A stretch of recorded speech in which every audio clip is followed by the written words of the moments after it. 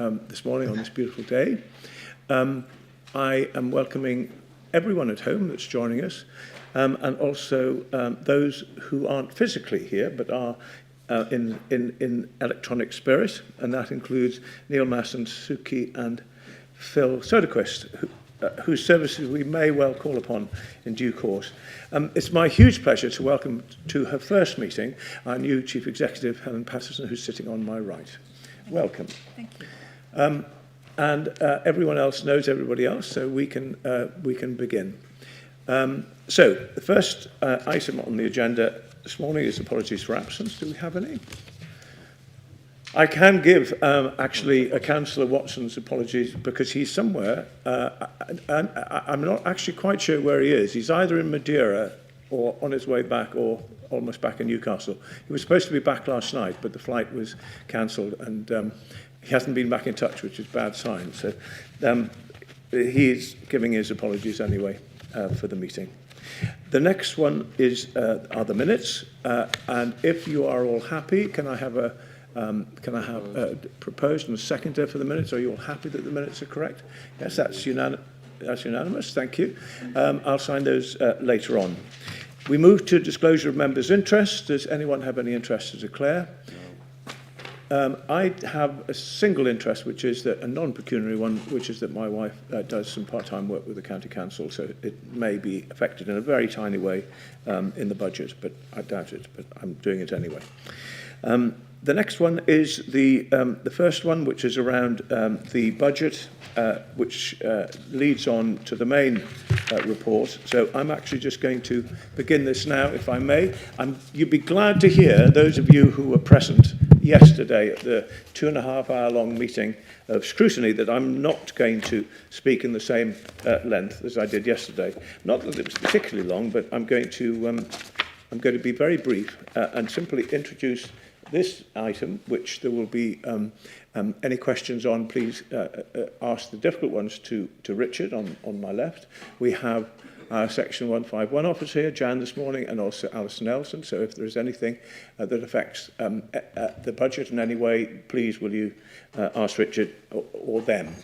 This budget this year has been very difficult to organise simply because of the cost of inflation.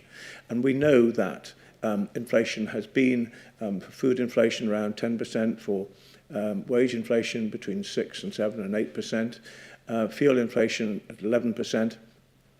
And so when we produce our council tax proposals, which we will take to council next week, they are well below all of those rates of inflation. The figure that we're looking at is 4.6%, which includes the 2% for adults care, which is non-negotiable as far as this administration is concerned. That just happens because we have a duty to look after those people who need our help the most. And so by making this decision, which we hope will be ratified by Council, we have taken into account a whole range of savings, of a whole range of efficiencies, but we have made clear that we will not cut frontline services, those services that people rely on the most. I think that the second thing I would say right up front is how grateful I am to all our staff. Wherever they work, they could be in the frontline services, they could be working in the process part of the organisation, but for all of them, they have worked so hard this last year, and I know that by giving them hopefully the signal that we want to maintain and keep the valuable work that we do, that it will be a way of saying thank you to them. So I am deeply grateful to all our staff. We've based our budget on our 3 key priorities, which are value for money, tackling inequalities, and supporting business. On value for money, as I said before, we have pitched our council tax rise well below the rate of inflation that has affected us as an organisation. And we are carrying, Richard, I'm sure will raise later on, a council tax scheme which for this year only will help those people who need our help the most by offering a reduction in the total of 4.6%, bring it down nearer to 3.6% in in many cases. Now, it's obviously really important that people are aware of all the work that we do to try and make this an efficient organisation so that they do get value for money. So value for money to me means that we run our business efficiently and effectively. We make sure that the council tax rise we ask for is reasonable and fair. But we have a duty as well to make sure that we act efficiently and that we deliver our services as well as we can. So to that end, we are currently running a strategic change programme, which will run for up to 3 years, which will cost us in and around 3 million a year, although it may not cost us that much when we actually come towards the end of that. But it will be a really important step to make sure that we make savings, and we're looking at £17 million a year on a recurrent basis when the scheme gets up and running, but more, that we are doing all our services well, and where we're not, how can we do them better and more efficiently? So that's what we're doing. We are getting outside help to help us with this. There's been, goodness knows how many efforts before our time to bring in what we call transformation working. All of them have stuttered, rather. This way, we will make sure that we take everybody with us, not just the staff, but also residents as well, to make sure that we can definitely say, hand on heart, we are providing value for money from all our services. So that's been a very major decision to take. And value for money also means, what are people getting for their money? Are they getting the service that they want? And I would say, yes, they are, and a whole range of issues, not just the frontline services, but all those things like, for example, making sure that we continue to keep the first hour free in country park parking fees. It's really important that people should live and enjoy this fantastic county as much as they do. And that means going out, going to a country park, going to a green space, making sure it's really fit for purpose, each and every one, and that if people want to go for a walk for an hour, they can do so free of charge. So that's the kind of thing that we think is important. So we're not cutting that. We're not cutting our leisure services. We're building swimming pools as fast as we can fill them with water, virtually, swimming pool water. So we're not stopping that. We're actually continuing with our programme there. Our programme of building schools continues in a sensational way. A new school going up in Astley, a new school going up soon in Amble, and then hopefully soon in Berwick. So those are key issues for us. In addition, we will be seeing considerable work and maintenance at the other swimming pools that we have, so that people that want to go for a swim or want to go to a gym have the facilities here in Northumberland.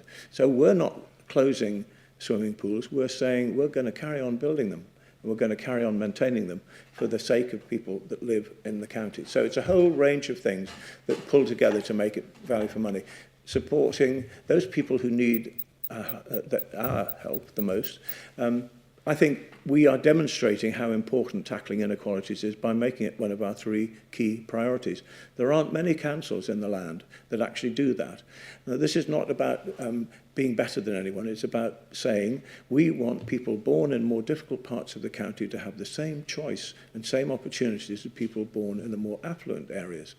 So that's why we are having the ambition to provide skills training, and Audrey here has done a fantastic job along with Guy in ensuring our skills programme is second to none, encouraging people to learn a profession and build their futures. And we know from the work that's going on at Energy Central that we will expand that work even more. So that's really important. And so it's not just about tokenism. This is real money that we're putting into tackling inequalities, real effort and real ambition and dedication. And then finally, supporting business. Well, we know that we have done everything we can to support the businesses that have come to Northumberland recently, that are growing and thriving. And to the smaller extent, but still at a considerable cost to the council, we are keeping town centre car parking free of charge. I think, and the Cabinet think, and the administration think, that this is the right thing to do, to allow people to come into our market towns, to spend time shopping, visiting, going out for a meal, to be able to do that without having to dig into their pockets to have that privilege. So we will keep free town centre car parking, even though it costs us millions of pounds, because we think that is value for money. So there we are. That is the outline of the budget. There are many proposals in there, and we've discussed this for many months, and cabinet members and senior officers have dedicated months of work to bringing this budget about today, and I'm deeply grateful to all involved. So there we are with the budget. Are there any questions on this particular part of the programme, which is number 4, which is the budget and the medium-term financial plan? We should just touch on the housing revenue account. We did go into significant detail on this yesterday, like I think almost all councils, government have suggested that we increase the council house rents to 7%. But I'm going to ask Richard Wearmouth to take us through this and what we are doing to help those people who need our help the most. Thank you, Leader. We talked extensively about this yesterday. You've got in this report 11 recommendations, 1 through 11. I don't intend to talk about them anymore. If you're happy to move them, then I'm happy to move them if someone's happy to second them. Okay, so there we are. Are there any questions on either the budget, which we will go through in significant detail with all members next week, or on the medium-term financial plan for the housing revenue account? Specifically, we have to do this one first. So yep. This is item 4. So the item 4 has been 1 through 11. Happy to move them. Can I have someone second them, please? Thank you, Councillor. There we are. Thank you very much, Wendy. Are you all in favour? Please show. Yes, that's unanimous. So thank you very much. Those are recommendations 1, 2, 3, 4, 5, 6, 7, 8, 9, 10. Under agenda item 4. 11, I missed 11th. Gosh, what would I do without you? Thank you, Richard. 11, that was an important one. It was only £45 million. You wouldn't have minded forgetting that one, would you, Jan? No. Okay, so thank you very much for that. So we're all in favour, and we will move on to the budget consultation. You have the papers there.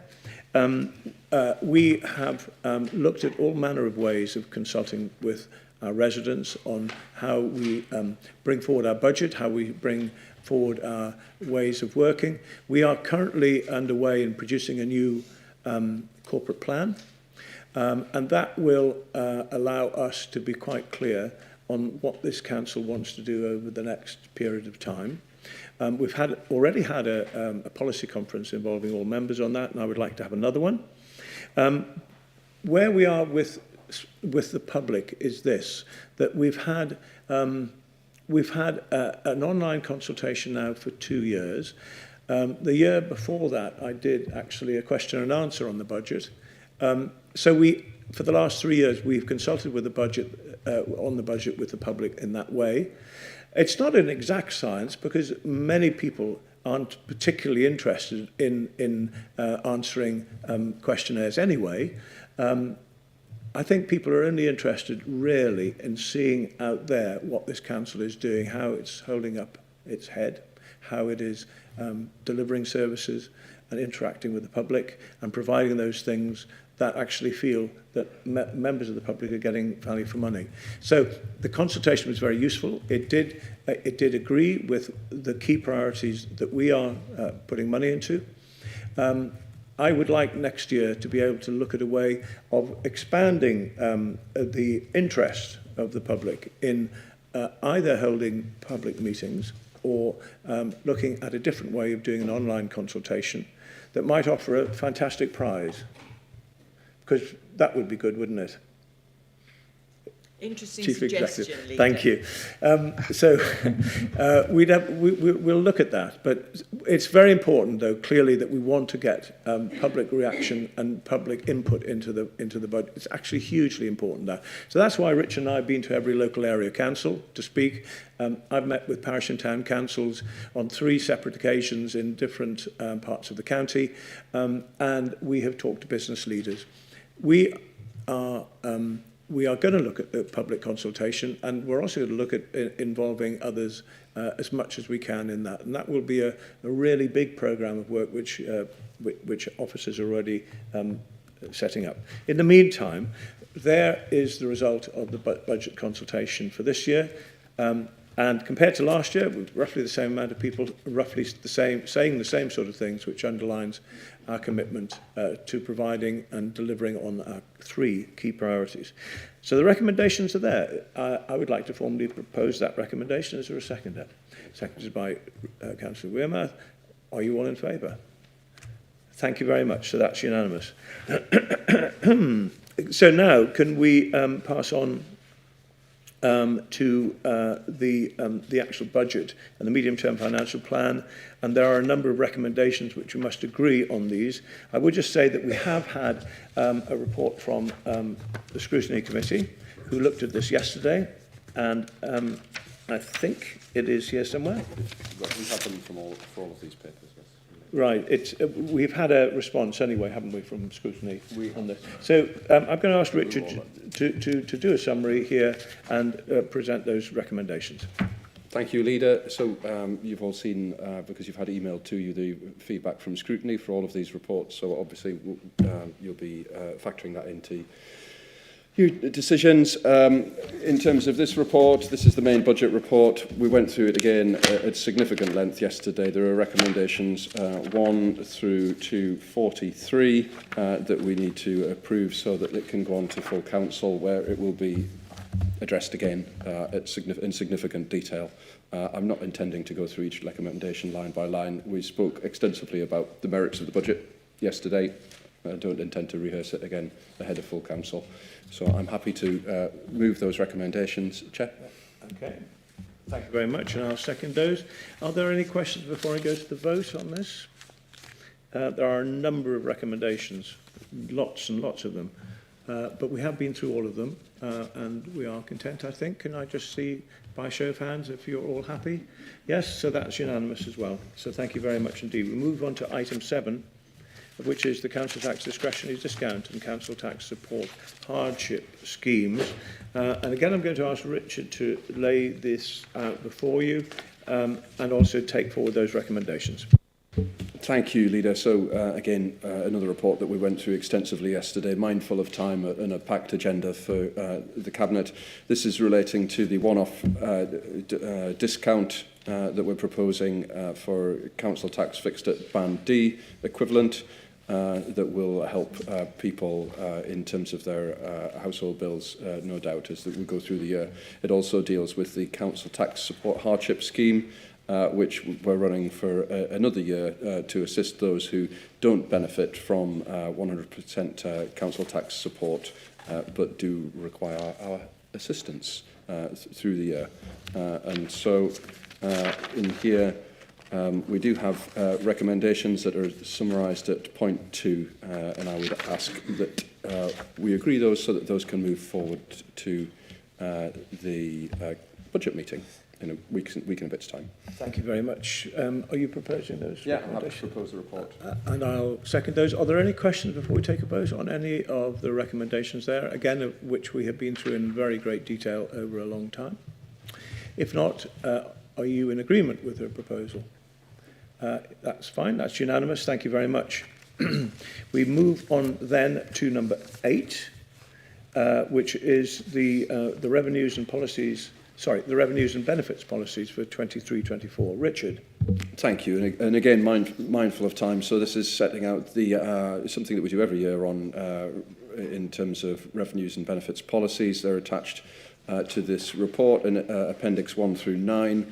In addition, we're giving a bit of a trailer, so to speak, to ask that we approve, subject to the levelling up bill that is hoping to gain royal assent by the 31st of March, that we implement a 100% increase in empty homes premium after 1 year from April 2024, and make a determination under the same bill, subject to its gaining royal assent, to implement a 100% premium for second homes in the county, taking council tax for such homes to 200% as council tax, but that will be, again, from the 1st of April 2024. It won't affect properties this year. And we've, again, discussed this at length in previous meetings. Thank you very much, Richard. Extremely important point, this putting up a marker now around second homes for two reasons. First of all, we are deeply aware that, and very grateful to all those people that came up during the last two COVID years, like Northumberland so much that they have spent their hard-earned money on buying second homes, which is great, but the outcome in many places has been that that's meant less housing available for local people. So we are not only allocating significant amounts of money in our capital programme to a new house building, affordable house building programme, but we feel that this measure may allow extra funding to come in to support that house building programme and to hopefully ensure that more local people can live locally, in addition to the visitors that have come. But there is a balance, and that is marking here that should this become law, then it is something that we will want to take up. Okay, so proposed by Councillor Wimmer, seconded by me. Any questions? No. Again, another one that we've run through a lot. Are you all in favour? Thank you very much. That's unanimous. That takes us to number 9. Now, that's money, done. So now, phew, now we turn to Guy Renner-Thompson, who is the Cabinet Member responsible for children and young people, to take us through the report around alternative provision to support children that are permanently excluded from school. I suppose I'll stand up. Thank you, Leader. It's a relatively straightforward report asking to approve the tender process for alternative provision for children who are permanently excluded from school. We were seeing that figure decrease since 2017. However, due to COVID-related pressures, the number of children excluded has suddenly risen, but the team are working very hard on the reasons and fixing that. So it's £1.5 million per year over a 10-year period, which is £15 million. However, rest assured, that's not £15 million that will definitely be spent. It depends on the actual take-up of the service and how many children have been excluded as to how much money will actually be spent. Lovely, thank you very much indeed. Are there any questions on this paper? No. So we have 3 recommendations on this one, which are there before you, which is to note the outcomes of the consultation, to approve the admission arrangements proposed, and to agree and approve the arrangements including the oversubscription criteria and proposed admission numbers for middle, high and secondary and community voluntary schools, to approve a reduction in the published admission number at Northburn Primary School from 45 to 30. That's the wrong. That's the next report, Leader. Oh, I'm so sorry. I'm so sorry. I'm really sorry. Yes, it is. I'm so sorry. How have I got that wrong? Too many bits of paper in front of me today. That's really kind of you. Sorry about that. I do apologise, everyone. Really stupid.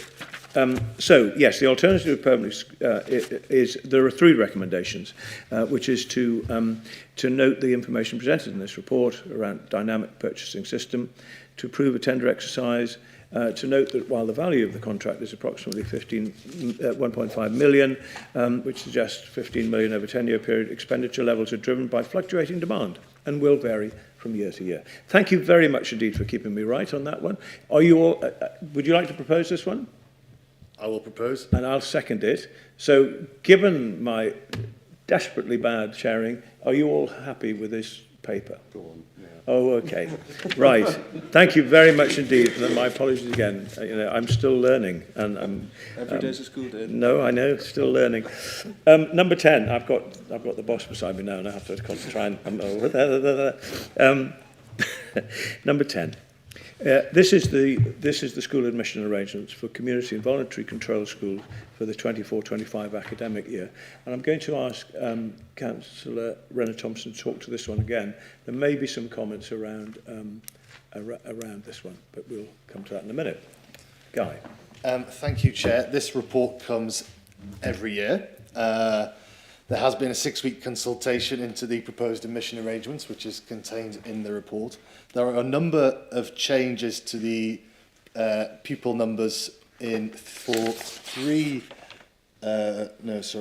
5 schools, reduction at Northburn Primary, and reduction at Hipsburn Primary, reduction at Shilbottle, reduction at the Duchess, and reduction at Broomhill, which is followed by officers to do with trends with number of children coming through the system. There's also a change to the boundaries around James Calvert Spence and the Duchess High School, because there was an anomaly where the boundary followed a straight line rather than following the river. So there was a family who actually had to, if the old policy had been followed, would have had to drive through the other school to get to the original school. So we have amended that. It should note that this mainly refers to maintained and church voluntary schools. It doesn't apply to academies, but we do work with our academies to try and ask them to follow our process, because where we're running a mixed county with local authority and academy schools, it all makes sense for everyone to follow the same system. Thank you very much. Are there any questions on this paper? I have one, which is around the Academy's admissions policy and the occasional problem that this causes. I'm going to actually ask Sue Aviston, one of our officers dedicated to this subject. I've raised this with you. Have you had any response from the academies yet? Sorry, Leader. Not around the specific academy we've been talking about previously, but as Councillor Rena Thompson says, we do try to work more closely with our academy trust. We have got some challenges for September 2023 with some of our admissions, and are continuing to work with the Regional Schools Commissioner, where we've actually got concerns around our local community children not receiving places in their local school. Obviously, the outcomes of that will not be publicly known until the 1st of March on National Offers Day, but we're continuing to work with everybody closely to make sure that the children and young people get an offer in their local school. I know you were also concerned about the number of appeals that we were getting across Northumberland schools, you know, particularly where that falls in academy areas where their admissions policy don't necessarily favour their local community. So again, some of that information is, I think we're getting in the region of about between 170 and 200 appeals a year for school places. That's across primary, first, middle and high and secondary. And you know, individual circumstances come into play as to whether those appeals are successful or not. Around 2/3 of our appeals tend to be successful. As you would imagine, some of our very popular schools where they neighbour other local authorities. So, for instance, Ponteland is one of the highest high schools that we get for appeals, and again, probably the vast majority of those would be Newcastle residents, and therefore their appeals haven't been successful. So 2 years ago, 80 families were unsuccessful in trying to get a place into Ponteland High School. But again, their policy does serve the local community, and these are people trying to attend Northumberland schools from outside of the county. So, sorry, quite a lot of information there, but really just to say that it's something that's monitored. It's something we're working very closely with everyone involved, academy trusts, Regional Schools Commissioner, to make sure we get the right outcomes for our children and young people in Northumberland. And we're confident we will be in the top 3 again this year in terms of meeting our parental preferences. I don't know the numbers yet, but I'm sure we will be in the top half of the league tables for that. It's always nice to hear that you're feeling confident about that. It is a big issue for some parents moving into, for example, in the Morpeth area, find that they can't get their child into King Edward, which is a fantastic school, and it would just be very much our wish as administration that we continue to talk to them to ensure that we don't have the kind of problems that some of us have had to deal with when it comes to appeal. Guy, did you want to come back on anything else? Just like to reiterate that we do work with our academy partners in a way that many other local authorities don't. You know, I sit on the North East Regional Lead Members panel, and there are some authorities in the North East where They view the academies as completely separate to themselves, whereas I take pride in that we work together with ours to achieve outcomes that are better for everyone. Excellent, thank you very much. Was there a scrutiny attachment somewhere on this one? Was this something from facts? Do we know? I've not seen one on this one. Was there not one? Okay. Right. In that case, then I will ask, you proposed these and you second those, I think, Councillor Patterson. Any other questions? Okay, so with that degree of comfort that we've had from Sue Aviston, thank you for that. Are you all in favour of accepting this report? Okay.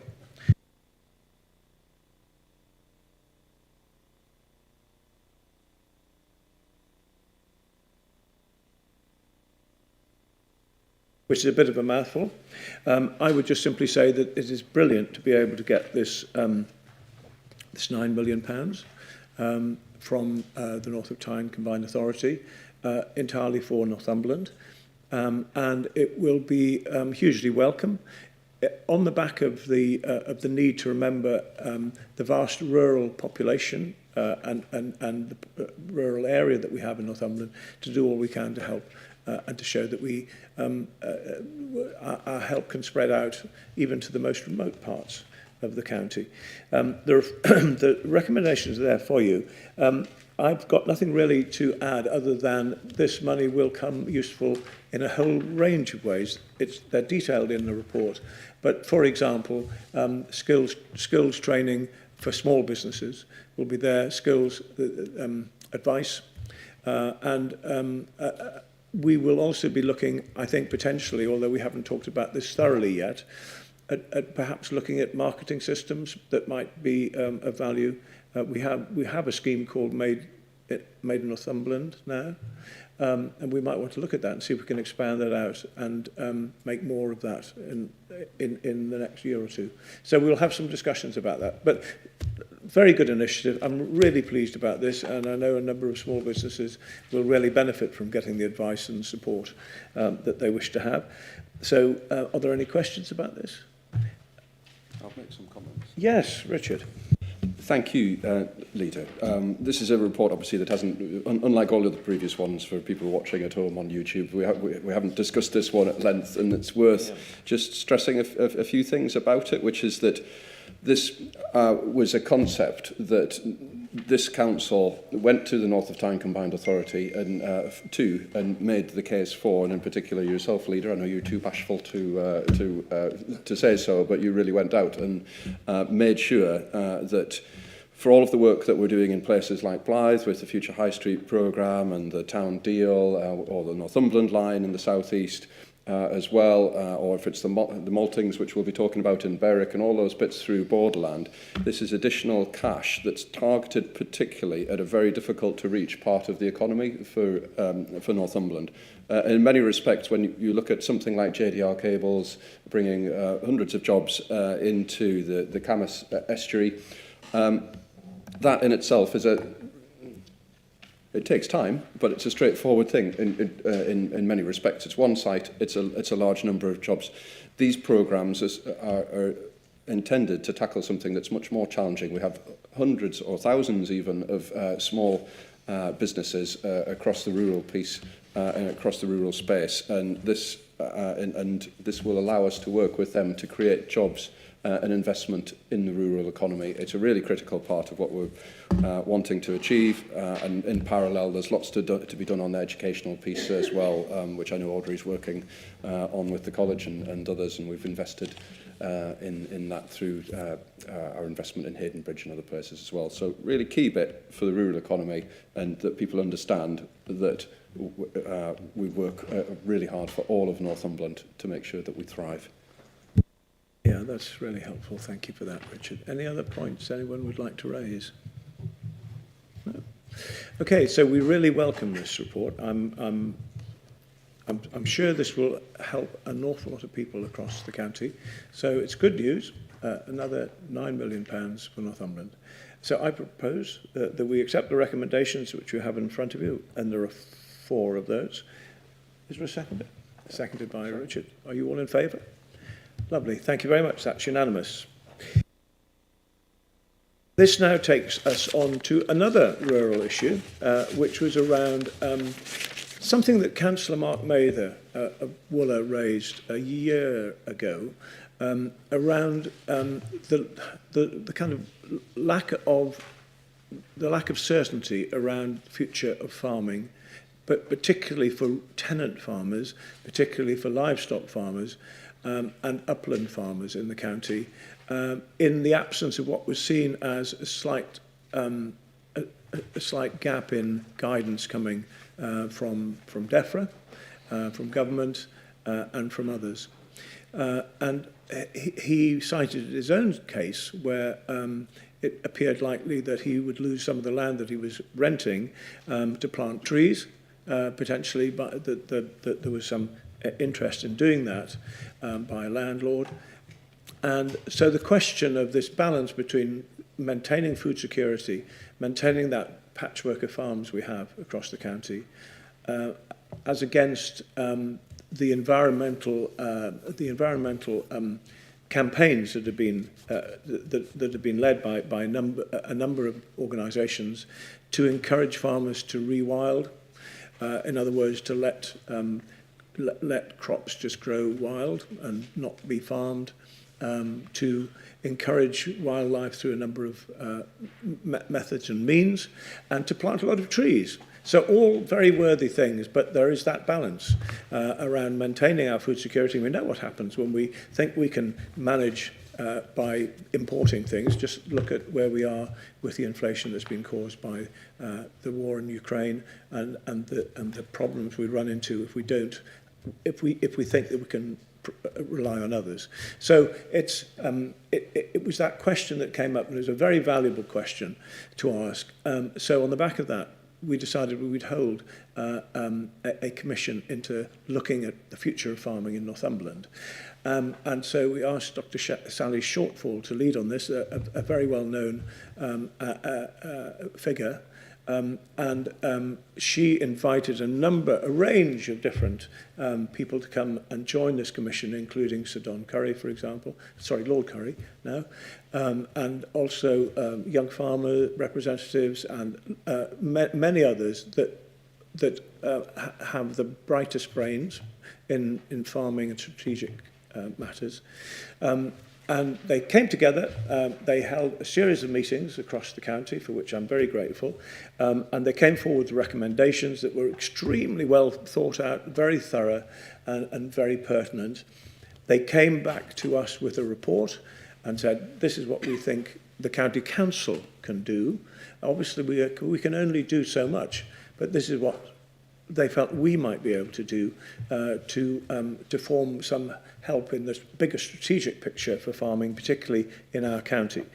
So on the back of that, what we've done is that we have communicated our responses through this paper to Dr. Sally Shortfall, and also we are arranging an invitation to the Secretary of State, DEFRA, Therese Coffey, to join us either in a virtual or a real face-to-face meeting with the Commission that undertook this inquiry, to take their questions directly. So that is in hand, and that letter is gone, I believe. So there we are. That's a bit of very good work, and I'm very grateful to Councillor Mather for raising this in the first place, and exceptionally grateful to the members of the Commission who gave up their very valuable time to help us and come forward with these very useful recommendations, which we will discuss with the Secretary of State.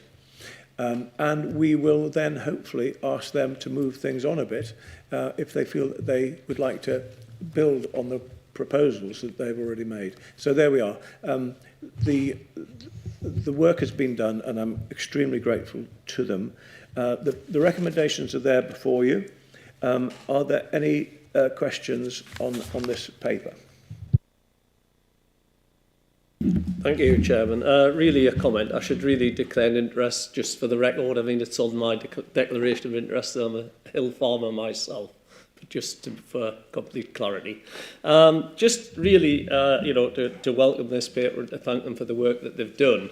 But also just to point out that even, there's still a lot of uncertainty. And just last night I had a telephone call from a farmer, a tenant farmer, quite a large tenant farmer, who was ringing me for advice. I said, well, to be honest, I said, I'm not really up on these new schemes yet. It's still a bit woolly to me. And he'd employed somebody, a farm advisor, to go out and see him and do a scheme, etc., of what he might be able to get. And the reality is that even with the best advice of a farm advisor, he is probably going to lose about £30,000 a year in subsidy or payment, whatever you want to call it. And, that really will mean that he's likely to be farming at a loss, something which isn't sustainable. And, the problem hasn't gone away. We shouldn't underestimate the fact that when farmers have got money in their pockets, they spend it, and they spend it in the rural economy. So there is still a problem here, and, there's some work to be done to get things solved. I just wanted to share that with you. Yeah, that's really good.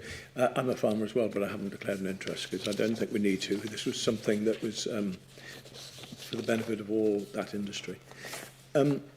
Okay, any points, questions from anyone? Everybody happy?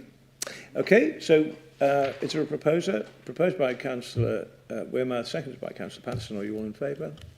Lovely. Thank you very much. And I would like to say thank you very much indeed to Janice Rose and her team for all the work they did. On top of all the other work that you do, you told me to say that, but it's a really important. It was a really important exercise, and I'm most grateful. So now we move on to the next one, which I will be now Councillor Watson, and I'm going to do the independent review of cultural investment portfolio. We do have officers here that can take any questions on it. As I say, Councillor Watson has given his apologies because he's stuck in a broken down aeroplane somewhere, but we don't know where exactly. Hopefully not in the air, but I'm sure he's making the most of his time away. So the brief for the independent review is laid out on page 3. We felt that we needed to be absolutely clear that the money we're spending on culture is spent wisely and in the best place. So we set about asking Dr. Caroline Murphy to undertake this independent review of the Council's current arrangements supporting the county's cultural sector and arts and cultural organisations. And we wanted to make sure that future investment, how we go forward in giving money to cultural organisations, is based on evidence and agreed evidence and agreed need.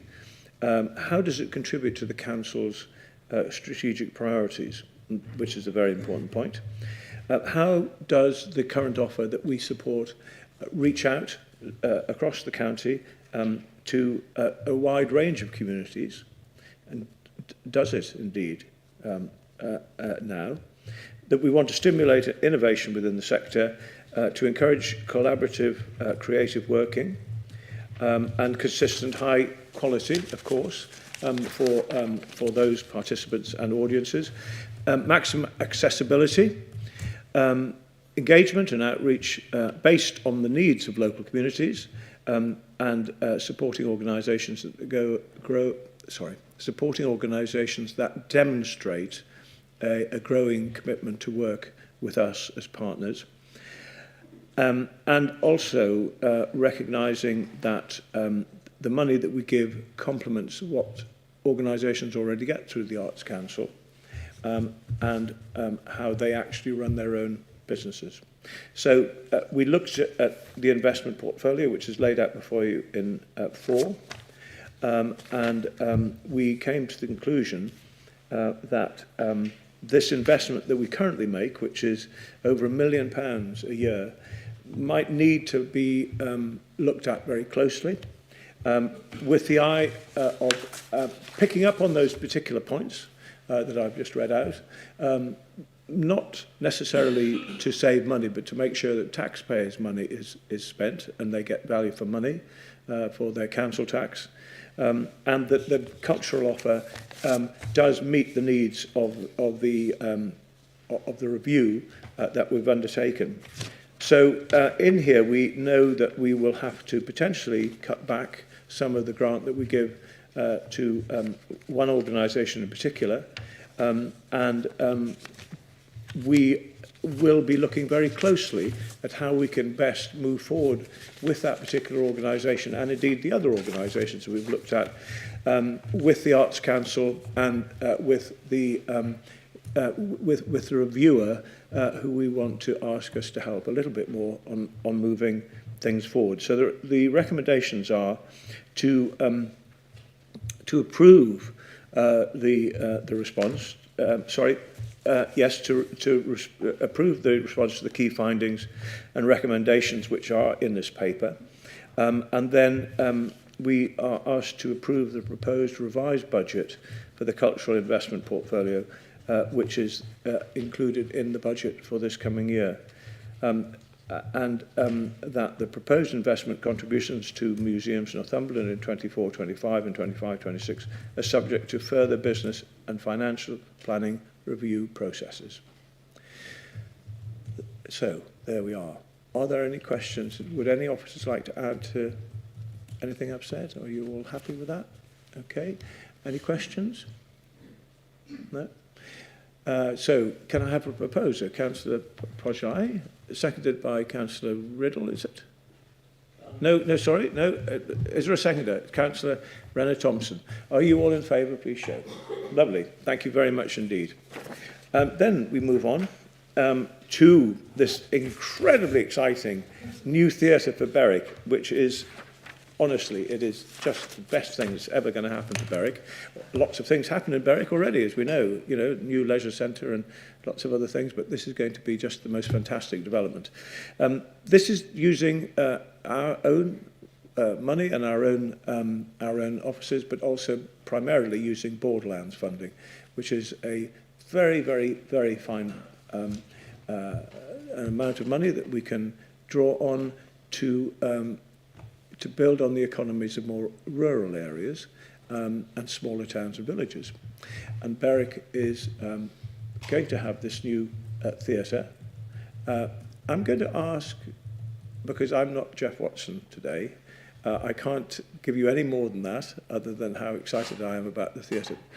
I'm going to ask Janice to very briefly outline what you want us to think about, given the later paper that you have sent us. Thanks, Leader. I do have a short presentation, which I think you asked for me to present, but I'll just quickly. There's two phases to the theatre, and the first phase is largely the element that the council will fund, and that's related to two buildings at the Berwick Barracks. The first one is the mob store, and the second is the gymnasium. Both, if you were ever there, and there are some images that perhaps Rebecca can get up, both fairly hard on their heels, pretty down at heel, and needing a little love and attention. So there's the map of the Berwick Barracks project. The gymnasium's the building to the right of the main premise in orange, and the one to the south is the mob store. If you go to the next slide, Rebecca, the gymnasium is currently a shell. It's basically one building, an open building that looks very much like an old school gym hall. It is actually the barracks gymnasium. So it still has the bars and everything on the walls. If you go to the next slide, we're now going to transform that into it's currently used by the Maltons Trust as a display space. We're actually going to make it more thermally secure so it can be used all year round, and provide a reception and some breakout spaces for educational purposes, classes to come in and the like. So that'll bring that building very much back into productive use. The mob store is the second element. If you want to go to the next slide, Rebecca, please. Again, a bit of a shell of a building. Currently, storage and all over the place. I think you were there a few weeks ago, Leader. It's a shell, but again, a Grade 1 listed building. So if you go to the next slide, Rebecca, we're actually going to turn that in the short term to a pop-up cinema. for about 96 people, with a few wheelchair access as well. That will be open for 18 months. That's allowing the Maltons Trust to decant from their main complex at the main theatre to this place. So they still have a presence in the town while their main complex is closed for the refurbishment. And they also generate an income, and they can retain some continuity. Once their new premises are completed back at Eastern Lane, we will then transform that, not to a great deal of extra work, for the archive, the council's archive, to be stored there. So much of the thermal insulation we need to put in for noise around a cinema can actually benefit, the same benefits can be brought for warmth for an archive, or temperature control for an archive. So these two phases have a double opportunity for the council. They're contributing to the future of the theatre and to the Maltons Trust, who are one of our key cultural organisations, but they're also contributing in the second wave to the Live in Barracks project. So they're bringing in more income streams for that project as part of the next phase of that, which will transform the whole of that complex, which was on the first plan. And then the second phase is then obviously in tandem with this is to fully transform the existing theatre. As many of you will know, it's quite cramped and again very popular. So the new works will ensure that we have a fully accessible theatre and a separate cinema. At the moment, those two facilities are shared, and so again that will maximise footfall and income and create a much better facility and offer for both residents and visitors. I think I'll stop there, Leader. Fantastic. So this is what happens as part of the Berwick Maltings Theatre redevelopment. So it's a temporary move while the work is going on to allow the culture offer that the Maltings provides and has provided for so long to continue while the work goes on in the creation of the new theatre, which is incredibly exciting. Tell us what the new theatre will include when it's up and running. So the new theatre will have a 400-seat theatre. I think it's a 150-seat cinema, so two separate entities, and a studio space that will be fairly flexible, as well as retention of the cafe and restaurant. And equally, at the moment, it's kind of a dead end. You go into the square and you're into the building.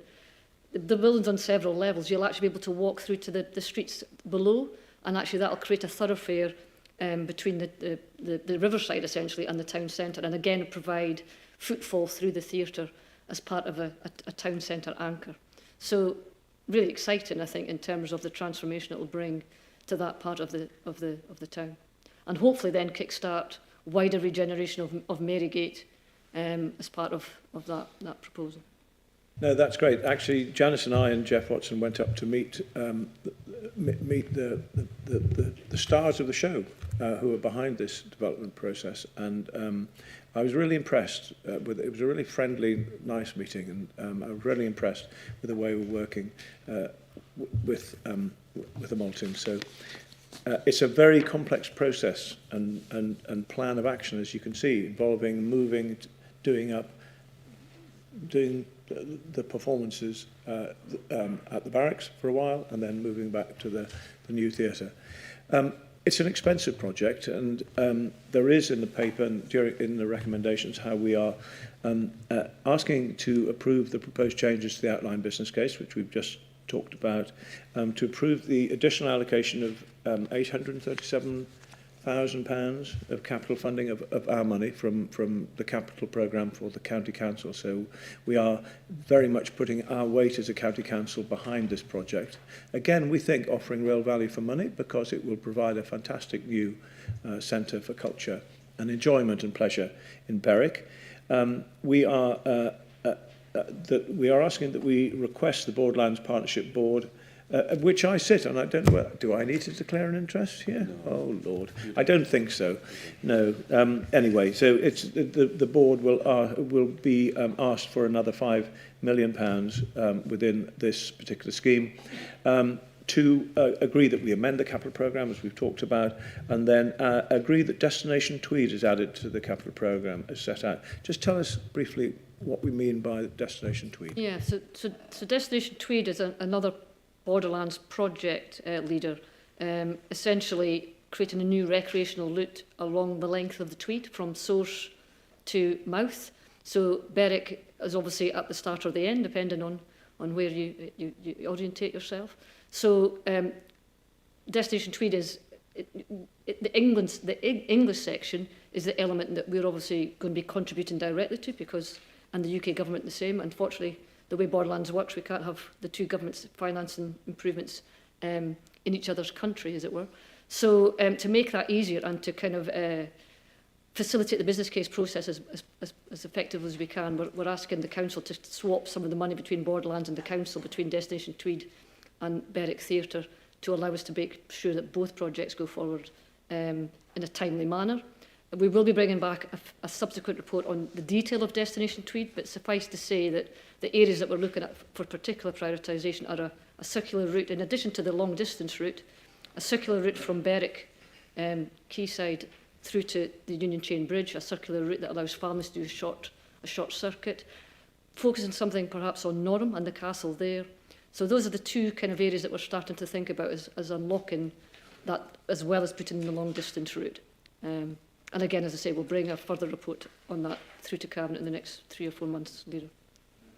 So you see that's making it even more interesting, linking up with the Union Chain Bridge, which we have spent N millions on, but it's been worthwhile because it is a fantastic project, the only project of its kind ever seen, working cross-border, cross-council with the Heritage Lottery Fund, bringing forward this fantastic bridge.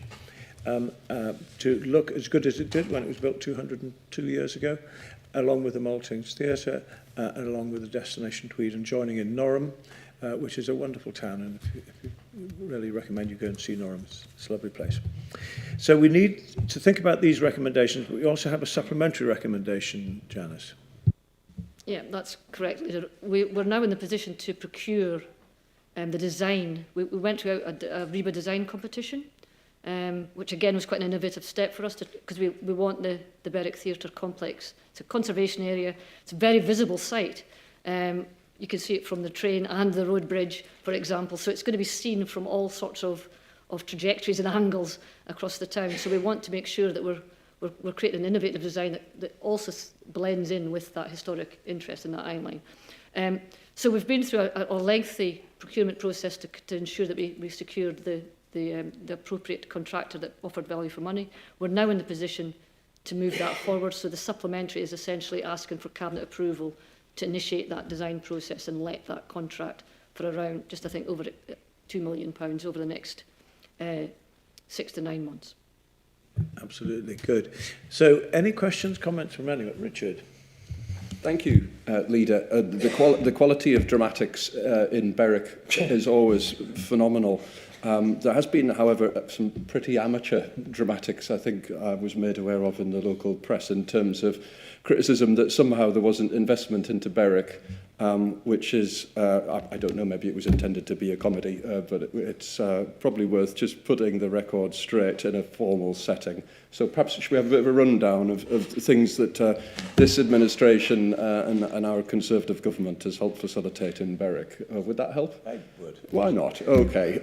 So, in no particular order, I mean, this scheme, Janice, is absolutely fantastic. A multi-million-pound rebuilding of the Maltings and spillover works into other parts of the town centre. It's going to be an amazing attraction in the town centre. It will bring people in, creating, I think I've read in the report, was it 112 new full-time equivalent jobs? That is an amazing thing for Berwick and something that your team and our administration should be congratulated on. There was the £20-odd million rebuild or new build of the leisure centre, which is just finished, and a phenomenal asset it is to the town as well. There's the rebuild of Berwick Hospital, obviously funded by the government, £30 million rebuild in a town centre location, incredibly welcome. Berwick Barracks, there was a £4 million grant from government to assist in the further development of the barracks, absolutely critical to the town centre. There was £2 million worth of port investment, plus supplementary, I think, about £400,000 from ourselves in terms of investment in Berwick Port to make sure that we could land those cruise ships once COVID's abated, and we can get back to doing that and bringing people into the town centre and getting spend in the town centre and making sure that businesses are boosted. We've got that £40 million or so worth of school build programme, thanks to Councillor Renner Thompson and a Conservative administration. We're going to have a fantastic new school in Berwick and no doubt works in other schools as well in the catchment. I'm not finished yet. Obviously, we've got conversations to have with the college to make sure that their offering continues to evolve and grow in the town centre. We've got Destination Tweed, which is a fantastic scheme that will see people interact with both parts of both sides of the river, up and down into the town centre, another major attraction. We've had the Culture and Creative Zone, which was put forward by the administration here, and we were joined in funding that by the North of Tyne. We funded the harbour pilot, which we might recall, to make sure that the port can continue to thrive. We've done significant works to Berwick Old Bridge, a one that some of you won't remember, but early on, certainly Councillor Riddle and Councillor Sanderson and myself will remember the works that we undertook to get rid of the coach park, which was incredibly unpopular, and replace it with more car parking so that Berwick Town Centre could thrive. And then, of course, the Union Chain Bridge, which is a little bit outside of town, but still a major attraction in that part of the world. We've also not forgotten that we're going to continue to lobby for more stopping trains, and together with the MP, we've been steadily building the case to make sure that we could get more stopping trains in Berwick. We're not there yet, but there's plenty of work going on. And all of that's attracted an awful lot of private sector investment as well, whether it's the 60-bed Premier Inn that's just been completed, a great asset to the town. You've got additional works on caravan parks, on all manner of things that I could go on about, but there's certain members who just might like to remember what this administration has done for Berwick and will continue to do. Thank you, Leader. Yes, that's right. No. I think it is right occasionally just to summarise that we have made significant investment across the county. Actually, Berwick has had a lot of money spent on it, and quite rightly too. It's a really important place, and we will continue to invest in Berwick. I'm really looking forward to seeing this new theatre up and running. It'll be just fantastic, and the people that are behind that scheme are so good that it'll be a fantastic success. It would be great if we can get more trains stopping to allow more people to be able to go to the theatre and get home by train at night. Okay, there was a question from Councillor Patterson. Thank you, Leader. Two questions for Janice, but first of all I want to say that I think it's absolutely wonderful for Berwick, and I think it'll bring so many people into Berwick to the theatre once it's all up and running. The first question was, you said that you would be able to get access right out. Is that onto Bridge Street at the bottom?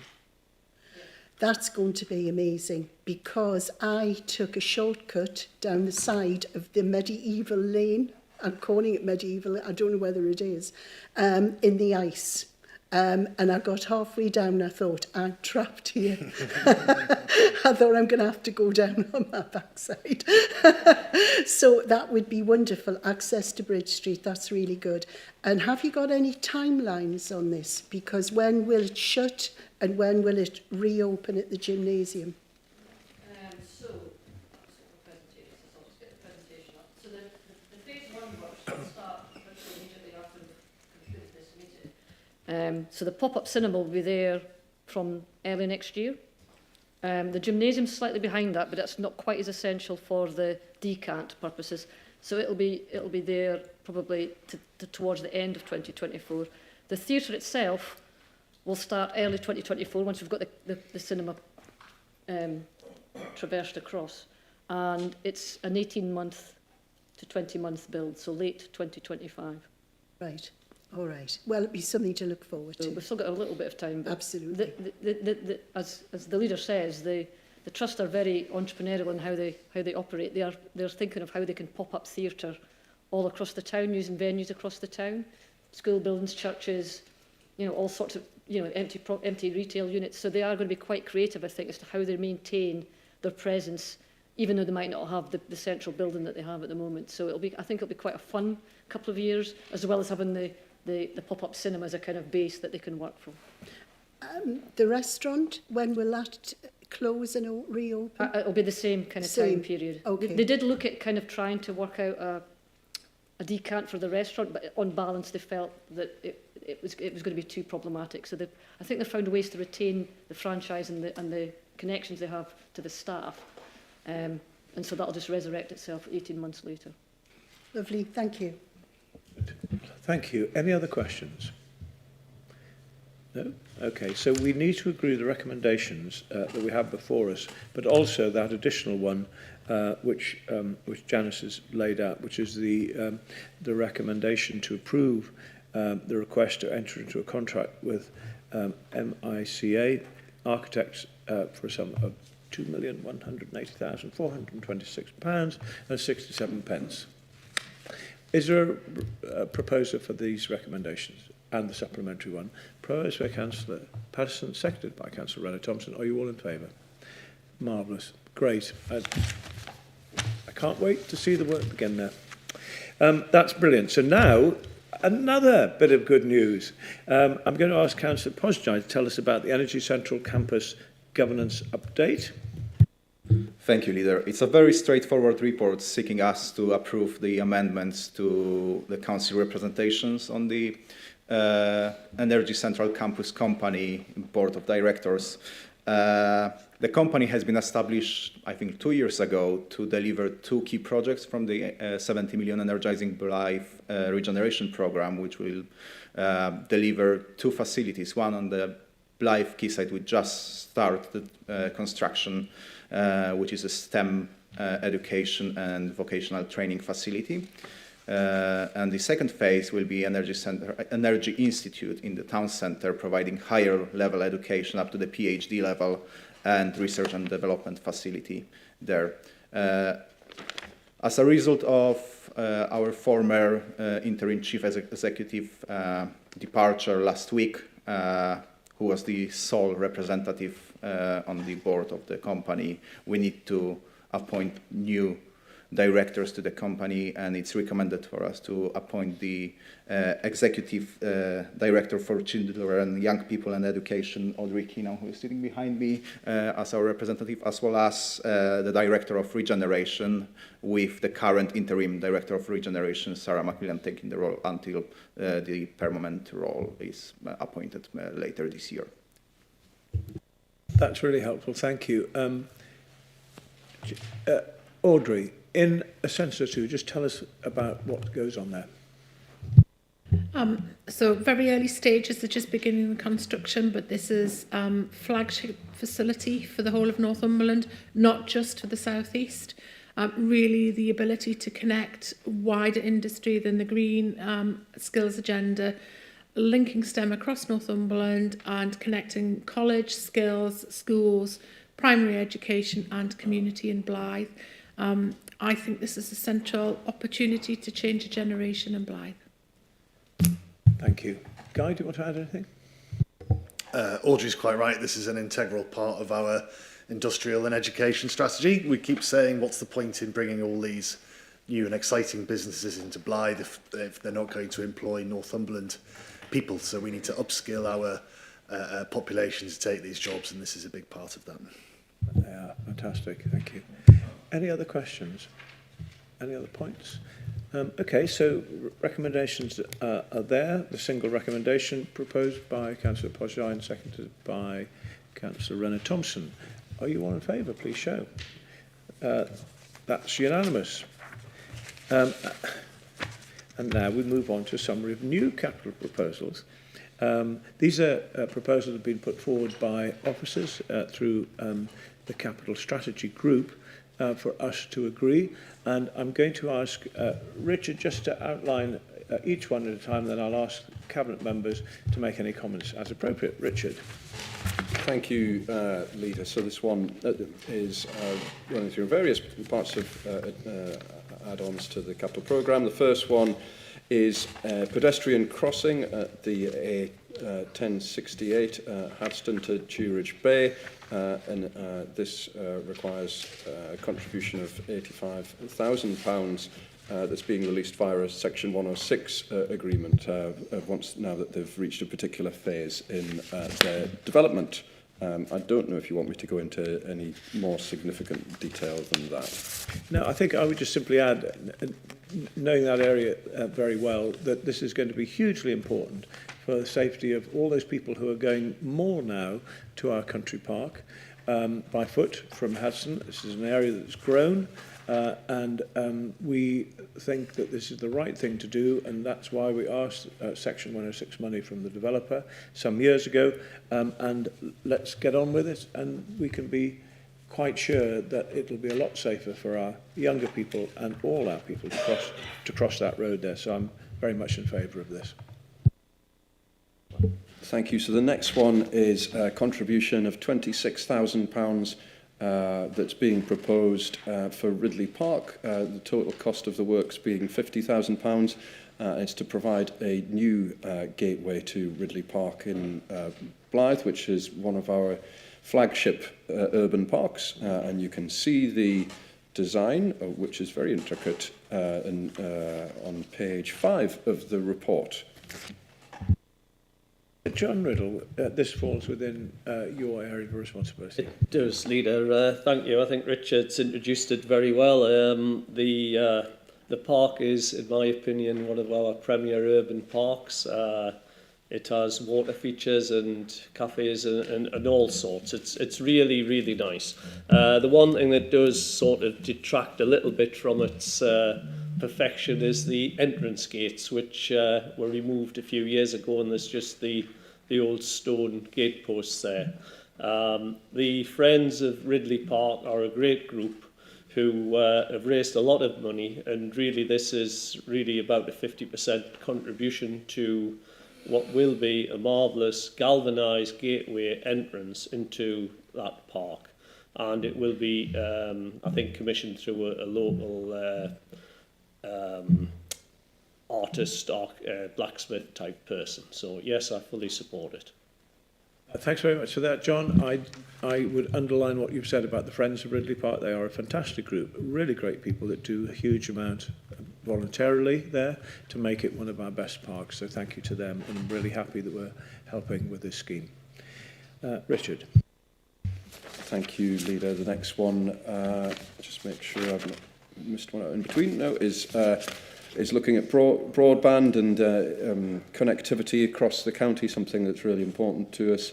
There's two, or maybe you could say 3 parts to this. The first one relates to the installation of a mast in Craster, which I'm sure that Wendy would like to talk about before we move on to the next bit. And then secondly, you have the Northumberland top-up voucher scheme, which is something that we're looking to use money that has come back to us from other schemes in order to redeploy. Yes, thank you. I mean, the rollout of broadband is really gathering pace, and I think we are really beginning to get there now with a lot of areas in the county that had been told there was no chance of ever getting it. So I think we are really getting there. Now, Wendy, this mast in Craster, news to me. Well, first of all, it's an understatement to say that I'm delighted. For 5 years, we've campaigned, and I think we all take having a mobile signal for granted. And poor Craster has never had a mobile phone signal. And so for all the people in Craster and all the hundreds and, well, thousands of tourists that go to Craster, this is going to make such a difference. And I would like to do a few thank yous, if you don't mind. I'd like to take this opportunity, first of all, to Rail Site, the telecoms company who stepped forward, and we have tried many, but Railside have stepped forward, our MP, Anne-Marie Trevelyan, Craster Parish Council, and I would like to particularly thank Sylvia Pringle from Northumberland, who worked tirelessly to bring this about. And so I can't say how delighted everyone in Craster is and how much it's going to mean to the people. Thank you. Yes, and I would like to thank you for all the work you've done, and I'm so pleased about this because it means you will stop going on all the time. So, well done. We like this one. Thank you, Leader. The last one is the Queen Elizabeth Parks commemoration schemes, and it might be that you might like to talk a little bit about this one, Leader. Yes, I can. This is just bringing in more detail onto our £370,000 Queen Elizabeth II memorial schemes. It gives the detail there of some of these schemes and where we want to proceed and the money involved there. All I'll say is I was just so delighted that we had such a big response from I think it was almost 1,000 residents around what they would like to see in terms of a memorial to our late Queen. The general consensus was around they wanted to see something that reflected those things that she enjoyed most, which was around peace, quiet, countryside, walks, trees, and so on, rather than a great big statue in one place. So that's why these schemes in many parts of the county, and there will be another one coming forward fairly soon, I think, for Bedlington, because they are very keen to have one there. That's still to be confirmed, though. But this is the detail on these ones. And you can see that we're actually spending a significant amount of money across the county on these particular ones. But it's so great to see that we're actually starting on this. And I'm hoping that we will see a great number of them up and running by the end of this coming financial year. So I'm very much in favour of these. I don't know whether John wants to add anything. Not really, Leader. I think you've covered it. It does total more than £500,000 this when you top those all up. That's our contribution. And, I think we're all united cross-party that, we want to commemorate our late Queen. So, yeah. That's lovely. Thank you very much indeed. So the recommendations are there for those schemes that Richard has discussed. Richard, are you going to propose those? Absolutely. And I'd like to second them. And are they all agreed? They are. That's unanimous. And unless I've made another gargantuan error, that is the end of the meeting. Wait to be shouted at? No, I'm all right, am I? I've done it right? Okay. Perfect. Oh, I don't. I am enormously grateful to you all for your time.